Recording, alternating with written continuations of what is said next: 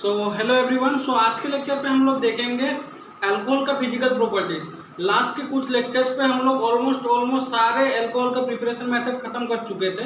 तो आज हम लोग स्टार्ट करेंगे अपना फिजिकल प्रॉपर्टीज। बट उससे पहले हम लोग क्या करेंगे, हाइड्रोजन बॉन्डिंग पढ़ेंगे। क्यों? क्योंकि मोस्ट ऑफ द जो फिजिकल प्रॉपर्टीज आता है वो हाइड्रोजन बॉन्डिंग से ही आता है। ठीक है, तो चलिए स्टार्ट करते हैं अपना हाइड्रोजन बॉन्डिंग। ठीक है, तो चलिए लिखते हैं यहाँ पे हाइड्रोजन बॉन्डिंग। हाइड्रोजन बॉन्डिंग, अगर मैं हाइड्रोजन बॉन्डिंग की बात करूं तो ये जो हाइड्रोजन बॉन्डिंग है ये एक टाइप का क्या है, इलेक्ट्रोस्टैटिक फोर्स ऑफ अट्रैक्शन है बिटवीन टू मॉलिक्यूल्स। मतलब दो मॉलिक्यूल का बीच में, ठीक है, दो मॉलिक्यूल का बीच में जो फोर्स ऑफ अट्रैक्शन है उसी को ही हम लोग बोलते हैं क्या, हाइड्रोजन बॉन्डिंग। ठीक है, तो हाइड्रोजन बॉन्डिंग क्या है, इलेक्ट्रोस्टैटिक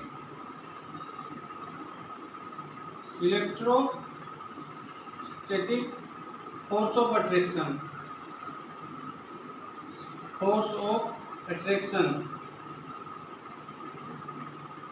बिटवीन टू मॉलिक्यूल्स।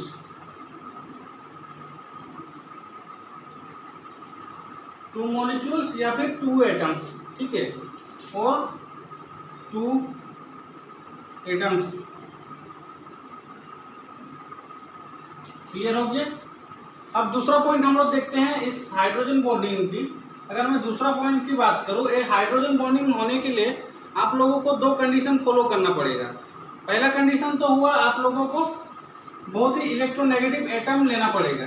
ठीक है, इलेक्ट्रोनेगेटिव एटम आर रिक्वायर्ड। ठीक है, जैसे कि एग्जाम्पल के तौर पे फ्लोरीन, ऑक्सीजन, नाइट्रोजन। हम सभी को पता है जो फ्लोरीन, ऑक्सीजन और नाइट्रोजन है वो बहुत ही ज़्यादा इलेक्ट्रोनेगेटिव है पूरे पीरियोडिक टेबल में। ये सब नो। और दूसरा आप लोगों को लेना पड़ेगा यहाँ पे क्या, हाइड्रोजन। क्लियर हो गया? यहाँ तक किसी को कोई डाउट? ओके। उसके बाद तीसरा पॉइंट हम लोग लिखेंगे, ये जो हाइड्रोजन बॉन्डिंग है दो तरीके से हो सकता है। या तो ये इंटरमोलिकुलर हाइड्रोजन बॉन्डिंग हो सकता है या तो इंट्रामोलिकुलर हाइड्रोजन बॉन्डिंग हो सकता है। ठीक है, तो चलिए लिखते हैं दो। ये कितने टाइप का हो सकता है हाइड्रोजन बॉन्डिंग? दो टाइप का, इंटरमोलिकुलर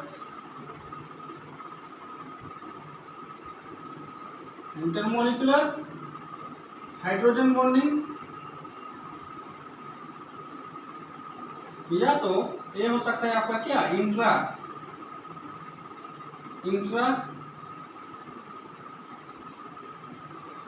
मोलिकुलर हाइड्रोजन बॉन्डिंग। ठीक है, अब इंटरमोलिकुलर हाइड्रोजन बॉन्डिंग किसको बोलते हैं, जब दो सेपरेट मॉलिक्यूल, मतलब दो डिफरेंट मॉलिक्यूल के बीच में अगर हाइड्रोजन बॉन्डिंग होता है तो उसे हम लोग बोलते हैं इंटरमोलिकुलर हाइड्रोजन बॉन्डिंग। जैसे कि ये रहा आपका एक सेपरेट मॉलिक्यूल, ये रहा आपका सेपरेट मॉलिक्यूल। ठीक है, दोनों ही डिफरेंट मॉलिक्यूल है। अब क्या हुआ, इन दोनों के बीच में अगर हाइड्रोजन बॉन्डिंग होगा तो इसे हम लोग बोलेंगे क्या, इंटरमोलिकुलर हाइड्रोजन बॉन्डिंग। क्लियर हो गया? तो what about intramolecular hydrogen bonding? अगर मैं इंट्रामोलिकुलर हाइड्रोजन बॉन्डिंग की बात करूं तो एक ही मॉलिक्यूल के अंदर, मतलब सेम मॉलिक्यूल के अंदर हाइड्रोजन बॉन्डिंग होगा।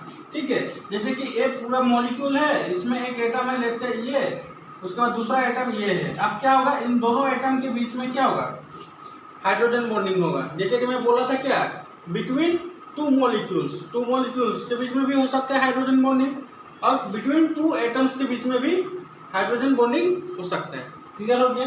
तो फटाफट से इसका नोट डाउन कर लीजिए, उसके बाद आगे बढ़ते हैं। नोट डाउन कर लिए? ओके, तो चलिए इसको मिटा देते हैं। एक सेकंड, कैमरा हिल लिया है क्या? ठीक है, तो इसको मिटा देते हैं फटाफट से। तो अभी देखते हैं हम लोग इसका एग्जाम्पल क्या क्या हो सकता है। ठीक है, अगर मैं इसका एग्जाम्पल की बात करूं, ठीक है, एग्जाम्पल की बात करूं, लेट्स से वाटर में हाइड्रोजन बॉन्डिंग हो सकता है। क्यों? क्योंकि वहां पर ऑक्सीजन भी है, हाइड्रोजन भी है। ठीक है, मैं क्या बोला था, हाइड्रोजन बॉन्डिंग के लिए दो कंडीशन होना चाहिए, एक तो इलेक्ट्रोनेगेटिव एटम होना जरूरी है और दूसरा आपका पास क्या, हाइड्रोजन होना जरूरी है। तो चलिए देखते हैं वाटर पे ऑक्सीजन और हाइड्रोजन है कि नहीं। पहले देख लेते हैं उसे। ये रहा आपका ऑक्सीजन, ये रहा आपका ये रहा आपका हाइड्रोजन, ये रहा आपका हाइड्रोजन, बीच में ऑक्सीजन दिया, मतलब ये क्या है, वाटर मॉलिक्यूल है, ठीक है।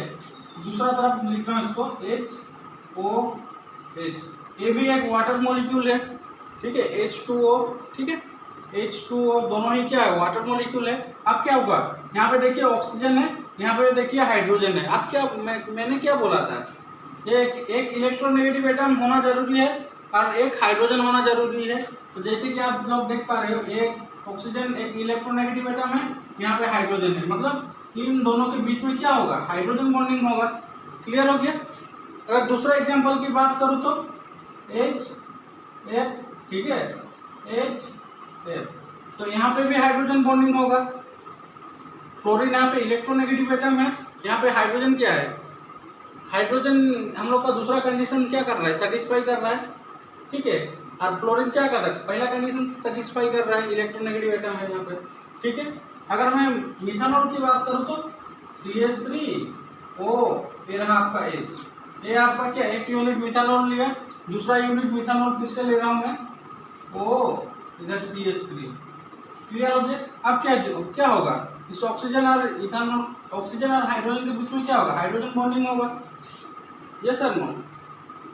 तो ये एक यूनिट क्या है, मिथानॉल, ये आपका दूसरा यूनिट मिथानॉल, मतलब दो यूनिट ऑफ मिथानॉल के बीच में क्या हो रहा है, हाइड्रोजन बॉन्डिंग हो रहा है।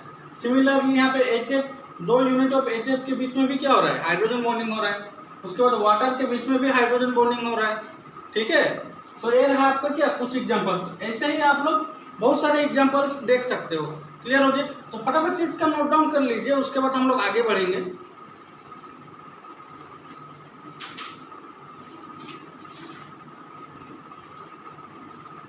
हो गया नोट डाउन। तो चलिए इसको मिटा देते हैं। तो ये तो रहा आपका क्या, हाइड्रोजन बॉन्डिंग। ये बस इतना ही जानने का जरूरी था हम लोग का, ठीक है। उसके बाद हम लोग देखेंगे अल्कोहल का फिजिकल प्रॉपर्टीज। तो पहला प्रॉपर्टी आप लोगों का कॉपी में नोट डाउन कर लीजिए, जो कि रहने वाला है solubility of alcohol in water. मतलब अल्कोहल कितना इजीली वाटर में सॉल्युबल हो जा रहा है, उसे हम लोग देखने वाले हैं, ठीक है। तो चलिए स्टार्ट करते हैं। सॉल्युबिलिटी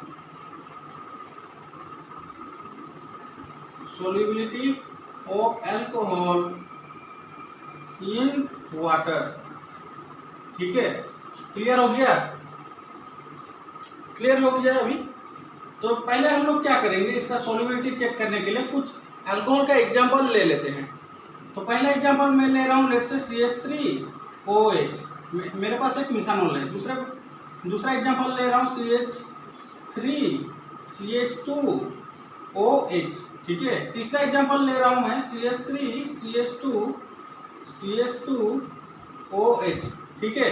तीनों एग्जांपल लिया।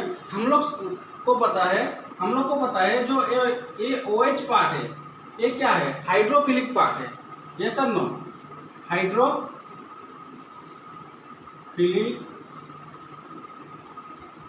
पार्ट। सिंपल एक काम करता हूँ, हाइड्रोफिलिक लिख देता हूँ, ठीक है, स्पेस बचाने के लिए। और हम लोग को पता है जो कार्बन है, कार्बन क्या है, हाइड्रोकार्बन क्या है, एक टाइप का क्या है, हाइड्रोफोबिक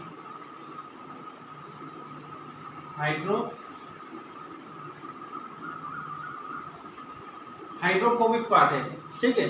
हाइड्रोफिलिक का मतलब वाटर में इजीली घुल जाएगा, ठीक है। वाटर में क्या करेगा, ये इजीली घुल जाएगा, मतलब वाटर लविंग स्पीसीज है, वाटर लविंग पार्ट है यहाँ का, ठीक है। क्यों, क्योंकि यहाँ पे देख पा रहे हो ORH है, मतलब ये क्या करेगा, वाटर से क्या करेगा, हाइड्रोजन बॉन्डिंग बनाएगा, वाटर को जकड़ के रखेगा, ठीक है। बट अगर आप लोग कार्बन की बात करोगे तो यहाँ पे कोई हाइड्रोजन बॉन्डिंग नहीं बनने वाला है, जिस वजह से क्या है, एक टाइप का क्या है, हाइड्रोफोबिक पार्ट है, मतलब वाटर रेजिस्टेंट स्पीसीज है। वाटर इससे वाटर को देखते ही दूर भाग जाता है, ठीक है, इजीली नहीं मिक्स होता है वाटर से। क्लियर। अब यहाँ पे आप लोगों को कंपेयर करना है कि इन तीनों में से किसका सॉल्युबिलिटी ज़्यादा है। ऑब्वियस सी बात है, यहाँ पे देखिए हाइड्रोफोबिक पार्ट थोड़ा एक ही कार्बन है, मतलब हाइड्रोफोबिक पार्ट क्या है, एक ही कार्बन है। दूसरे में देखिए हाइड्रोफोबिक पार्ट थोड़ा इंक्रीज हो गया है, मतलब सॉल्युबिलिटी थोड़ा घट गई है। यहाँ पे देखिए हाइड्रोफोबिक पार्ट क्या हो रहा है, इससे भी ज़्यादा हो जा रहा है, मतलब यहाँ पे सॉल्युबिलिटी क्या हो रहा है, कम हो जा रहा है फिर से, ठीक है। अब OH तो सब में है, मतलब हाइड्रोजन बॉन्डिंग तो सबको ही क्या करेगा, वाटर से बनाएगा, बट इधर देखिए, इधर क्या हो रहा है, हाइड्रोफोबिक पार्ट बढ़ जा रहा है, जिस वजह से सॉल्युबिलिटी क्या कर रहा है, कम कर दे रहा है। ठीक है, अगर मैं सॉल्युबिलिटी की कंपेयर करूँ इन तीनों में से, एक सेकंड में इसको नंबरिंग कर देता हूँ, 1 2 3। ठीक है, अगर मैं सॉल्युबिलिटी की नंबरिंग करूँ तो कैसे आएगा, सबसे ज़्यादा तो ये आएगा सॉल्युबिलिटी, मतलब ये सबसे ज़्यादा सॉल्युबल होगा। उसके बाद दूसरा आएगा, क्यों, क्योंकि हाइड्रोफोबिक पार्ट बढ़ जा रहा है, इजीली सॉल्युबल नहीं होगा। ठीक है, उसके बाद में तीसरा में आएगा ये। ठीक है, सबसे ज़्यादा 1, उसके बाद 2, उसके बाद 3, ये रहा आपका क्या, सॉल्युबिलिटी का ऑर्डर, सॉल्युबिलिटी का क्या है, ऑर्डर है। ठीक है, समझ में आ गया, क्लियर हो गया। तो फटाफट से इसका स्क्रीनशॉट ले लीजिए या फिर इसका नोट डाउन कर लीजिए, उसके बाद चलते हैं हम लोग आगे।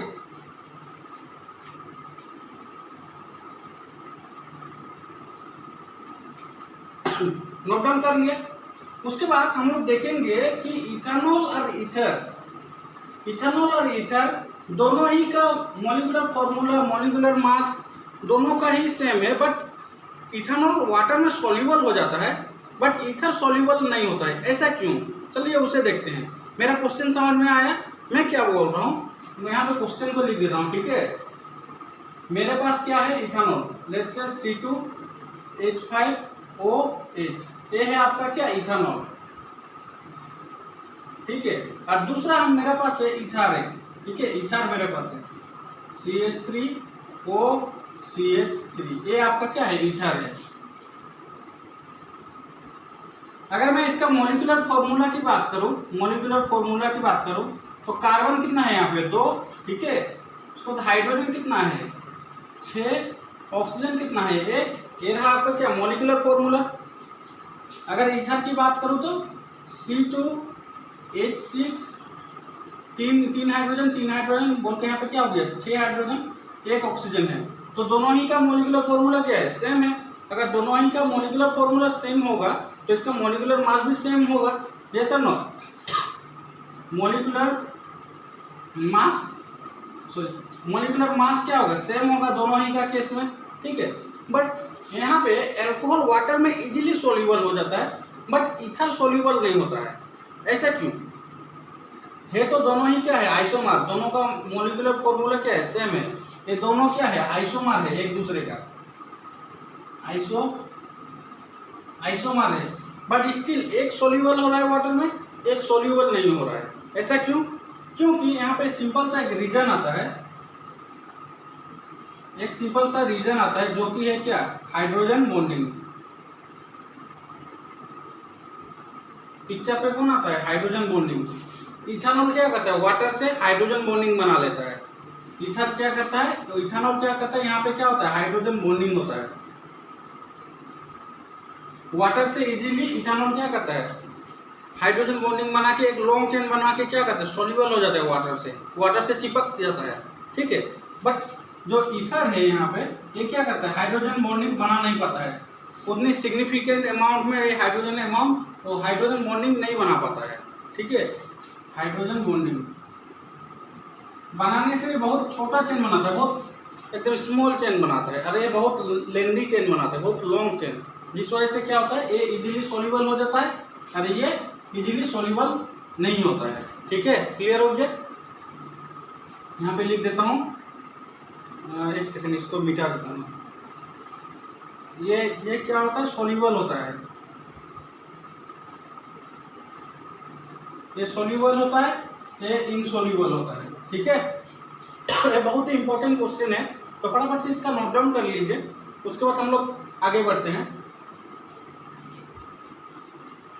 नोट डाउन कर लिए, ओके। तो चलिए अभी दूसरा चीज देखते हैं। ये तो रहा क्या, वाटर में सॉल्युबल हो रहा है कि नहीं हो रहा है, वो चीज देख रहे हैं। अगर मैं कहूँ कि हम लोग इथेनॉल और ईथर को दोनों को क्या करेंगे, एक डब्बे में मिक्स करेंगे, क्या इन दोनों के आपस में मिक्स हो सकते हैं? वाटर में तो एक मिक्स हो रहा है, एक नहीं मिक्स हो रहा है, बट इन दोनों को अगर मैं एक साथ कर दूं, वाटर को चेंज करके मैंने क्या किया, केवल दोनों को लेके एक डब्बा में घुसा दिया और मिक्स कर दिया, क्या इन दोनों आपस में क्या मिक्स हो सकते हैं, मतलब सॉल्युबल हो सकते हैं? तो अगर आप लोग इन दोनों को अगर मिक्स करोगे एक डब्बे में, ठीक है, अगर दोनों को आप लोग क्या कर रहे हो, मिक्स कर रहे हो, तो ये जो ईथर है ये इथेनॉल में इजीली मिक्स नहीं होता है। मिक्स नहीं होता है मतलब एकदम ही मिक्स नहीं होता है, ठीक है। मतलब ये एक सेपरेट लेयर बना लेता है। ये रहा आपका वाटर, ठीक है। यहाँ पे क्या होता है, एक इथेनॉल हो जाता है, इथेनॉल बोल रहा हूँ, ईथर यहाँ पे क्या है आपका, इथेनॉल, ठीक है। अगर आप लोग इथेनॉल और ईथर का मिक्स करने चाहोगे तो एक इजीली होगा ही नहीं, मतलब होता ही नहीं, एक सेपरेट टाइप का एक लेयर बना लेता है, ठीक है। क्लियर हो गया, बस यही बोलना था। तो चलिए इसका फटाफट से नोट डाउन कर लीजिए, उसके बाद आगे बढ़ते हैं।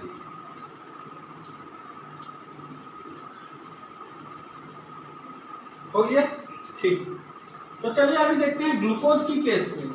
ग्लूकोज की केस पे हम लोग डिस्कशन करेंगे कि ग्लूकोज में कार्बन बहुत ज़्यादा है, मतलब हाइड्रोकार्बन पार्ट, मतलब हाइड्रोफोबिक पार्ट बहुत ज़्यादा है, बट स्टिल क्या करता है ग्लूकोज वाटर में इजीली सोल्यूबल हो जाता है।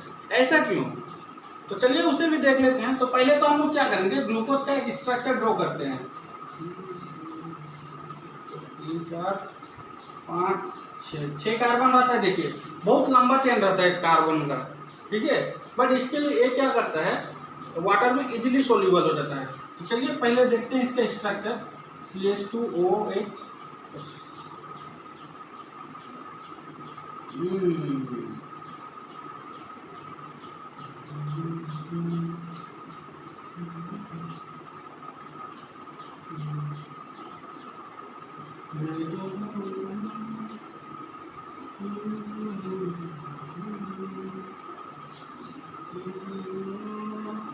इधर OH, ठीक है।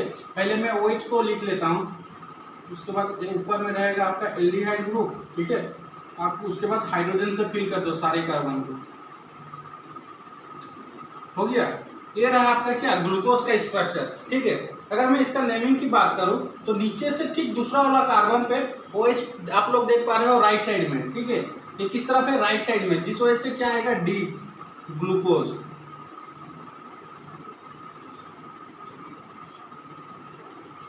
ये नेमिंग में बायोमोलिक्यूल जब मैं पढ़ाऊंगा उस टाइम मैं डिटेल में एक्सप्लेन करूंगा कि कैसे हम लोग इस ग्लूकोज का नेमिंग कर रहे हैं। बस अभी के लिए इतना ही जान लो कि नीचे से सेकंड कार्बन को देखना है, उसके बाद देखना है कि OH ग्रुप किस तरफ है। OH ग्रुप अगर लेफ्ट साइड में होगा या फिर राइट साइड में होगा, उस चीज के ऊपर डिपेंड करके हम लोग क्या करेंगे, नेमिंग करेंगे। क्योंकि ये राइट साइड पे है इसलिए हम लोग क्या लिखना है, डी ग्लूकोज, ठीक है। क्लियर हो गया। अब आप लोग यहाँ पे नोटिस कीजिए, आप लोग क्लियरली यहाँ पे देख पा रहे हो एक बहुत ही लंबा हाइड्रोकार्बन चेन देख पा रहे हो। 1 2 3 4 5 6 टोटल 6 कार्बन है इस पे, मतलब हाइड्रोफोबिक पार्ट क्या है, ज्यादा है। ठीक लास्ट वाले एग्जांपल में देखे थे हम लोग, राइट। हाइड्रोफोबिक पार्ट जब बढ़ रहा था तो सॉल्युबिलिटी क्या हो रहा है, डिक्रीज कर जा रहा था, यस और नो। तो इस केस में देखिए लॉन्ग हाइड्रोकार्बन चेन है, मतलब हाइड्रोफोबिक पार्ट बहुत लंबा है, बट स्टिल एक क्या करता है, वाटर में इजीली क्या करता है, सॉल्युबल हो जाता है।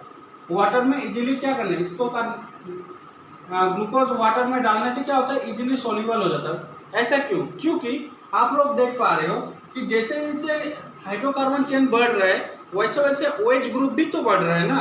और OH ग्रुप क्या है, हाइड्रोफिलिक, मतलब वाटर में इजीली सॉल्युबल हो जाता है। तो आप लोग देख पा रहे हो यहाँ पे इस स्ट्रक्चर पे कि यहाँ पे एक OH ग्रुप है, यहाँ पे एक OH ग्रुप है, यहाँ पे भी एक OH ग्रुप है, फिर यहाँ पे भी देख पा रहे हो ये यहाँ पे, मतलब टोटल 1 2 3 4 5 टोटल 5 OH ग्रुप है, मतलब टोटल 5 हाइड्रोफिलिक ग्रुप है, जो क्या करता है वाटर से इजीली हाइड्रोजन बॉन्डिंग बना के ग्लूकोज को क्या करता है, सॉल्युबल कर देता है। ठीक है, क्लियर हो गया यहाँ तक, कोई डाउट? ठीक है, तो फटाफट से इसका नोट डाउन कर लीजिए, उसके बाद चलते हैं आगे।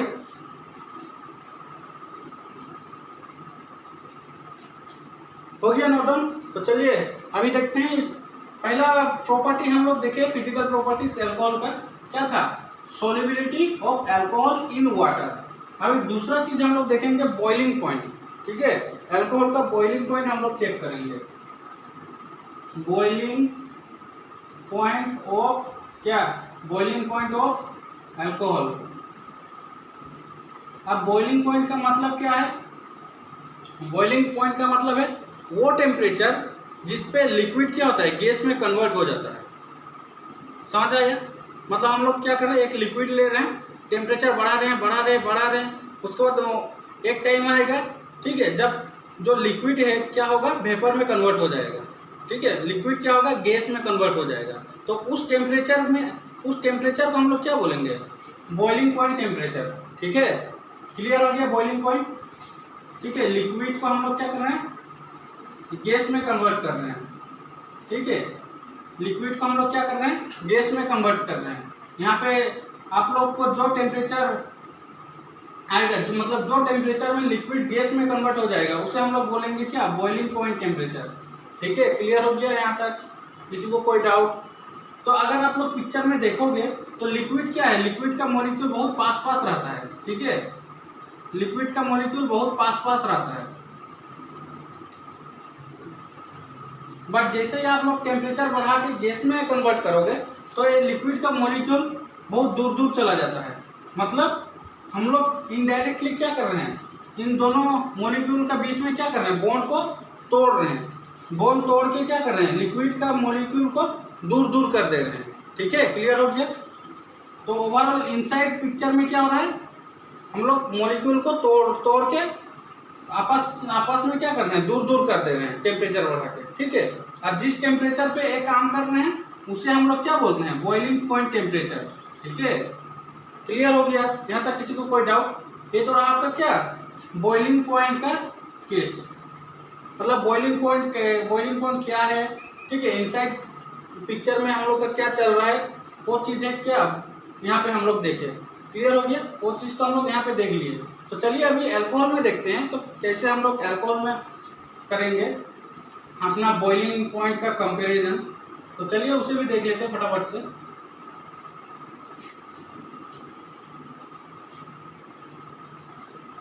तो सबसे पहले तो हम लोग एग्जाम्पल लेके समझने की कोशिश करेंगे। पहला एग्जाम्पल हम लोग कंपेयर करेंगे इथेनॉल और ईथर से। ठीक है, कौन ज़्यादा बॉइलिंग पॉइंट शो करेगा। तो चलिए देखते हैं, मैं यहाँ पे लेता हूँ इथेनॉल C2H5OH। ठीक है, ये रहा आपका क्या, इथेनॉल। अब मेरे पास दूसरी तरफ है ईथर। ईथर का अगर केमिकल स्ट्रक्चर की बात करो, एक सेकंड में केमिकल स्ट्रक्चर पहले लिख लेता हूँ। CH3OCH3, ये तो रहा आपका क्या, ईथर। अगर मैं इसका केमिकल स्ट्रक्चर की बात करूँ, केमिकल स्ट्रक्चर तो ये रहा। ठीक है, अब इसका नाम है क्या, ईथर। ठीक है, क्लियर हो गया, ये रहा आपका केमिकल स्ट्रक्चर। ठीक है, और ये रहा आपका इथेनॉल का केमिकल स्ट्रक्चर। क्लियर हो गया। अब हम लोग क्या कर रहे हैं, एक डब्बा ले रहे हैं, हम लोग क्या करेंगे, बॉइलिंग पॉइंट चेक करेंगे। इस डब्बे में मैंने क्या किया, इथेनॉल से क्या किया, फुलफिल कर दिया।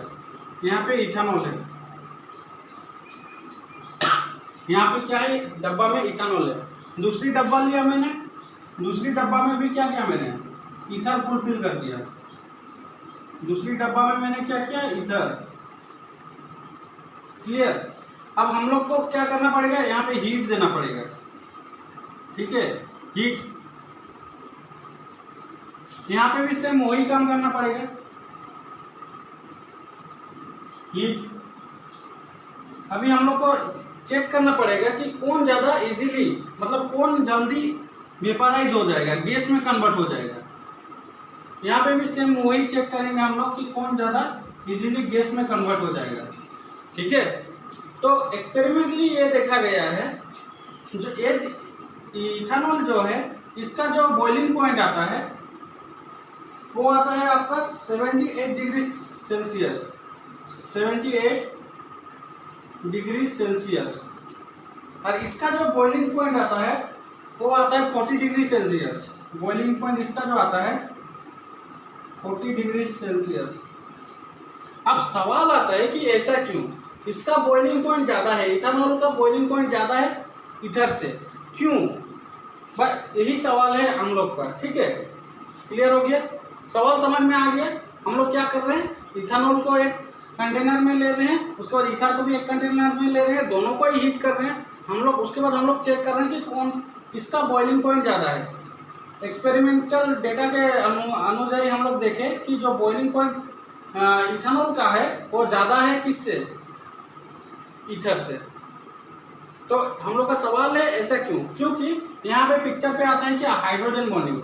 इथेनॉल क्या करता है, आपस में क्या करता है, हाइड्रोजन बॉन्डिंग बना लेता है। बट ईथर, जैसे कि आप लोग देख पा रहे हो, ईथर हम लोग पहले देख चुके थे, पहले डिस्कस कर चुके थे, ईथर क्या हाइड्रोजन बॉन्डिंग बना नहीं पाता है, जिस वजह से क्या होता है, इसका मॉलिक्यूल ऑलरेडी सेपरेट रहता है। मतलब ईथर का एक मॉलिक्यूल यहाँ पे रहेगा, उसके बाद में दूसरा ईथर का मॉलिक्यूल यहाँ पे, तीसरा ईथर का मॉलिक्यूल यहाँ पे, ठीक है। और जब आप लोग हीट करोगे तो ये इजीली क्या होगा, गैस में कन्वर्ट हो जाएगा, गैसियस फॉर्म में चला जाएगा, ठीक है। बट अगर इथेनॉल की बात करोगे तो क्या होगा इथेनॉल में, ये रहा आपका इथेनॉल, दूसरा इथेनॉल, तीसरा इथेनॉल, चौथा इथेनॉल। अब क्या होगा, आपस में इन लोग क्या करेंगे, हाइड्रोजन बॉन्डिंग बना लेते हैं, ठीक है। आपस में क्या करते हैं, इन लोग हाइड्रोजन बॉन्डिंग बना लेते हैं, जिस वजह से क्या होता है, पहले तो इसको गैसियस फॉर्म में कन्वर्ट करने के लिए आप लोगों को यहाँ का हाइड्रोजन बॉन्डिंग को तोड़ना पड़ेगा, ठीक है, तोड़ना पड़ेगा। उसके बाद ये क्या करेगा, गैसियस फॉर्म में जाएगा, मतलब बॉइलिंग पॉइंट में आ जाएगा, ठीक है। क्लियर हो गया। तो यहाँ पे बॉन्ड तोड़ने के लिए थोड़ा ज़्यादा टेम्परेचर की ज़रूरत होता है, जिस वजह से यहाँ का बॉइलिंग पॉइंट क्या होता है, इंक्रीज हो जाता है, ठीक है। क्लियर हो गया। बस इतना ही था आज के लेक्चर पे, ठीक है। तब तक के लिए पढ़ाई करते रहिए, बाय बाय।